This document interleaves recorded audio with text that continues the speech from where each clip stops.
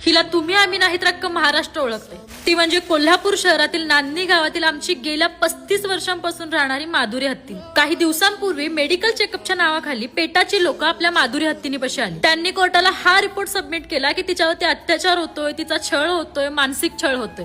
आणि परत आपल्याच कोल्हापूर शहरामधील एका डॉक्टरनी तपासणी केली तर सगळे रिपोर्ट नॉर्मल होते. सगळ्या गावांनी मोर्चा काढला, मठांनी मोर्चा काढला, पण पुन्हा पैशासमोर माणुसकी हरली. तिला खरंच जायचं असतं तर आपली माधुरी हत्तीने रडली असती का? जेव्हा हे वनतारा विभागावाले केरळ राज्यात गेले होते त्यांचा हत्ती मागण्यास केरळ सरकारने सक्त नकार दिला. पण ज्या वेळेस आपल्या महाराष्ट्रावर वेळ आली तेव्हा आपल्या महाराष्ट्र सरकारने काय केलं? डोळे झाकून गप्प बसला.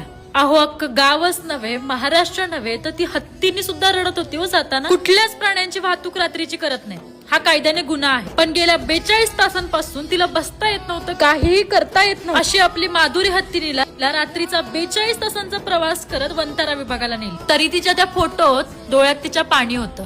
का हो, प्राण्यांना सुद्धा सोडत नाही का हो तुम्ही? माझं एवढंच मत आहे की आमची माधुरी हत्तीने आम्हाला परत मिळावी.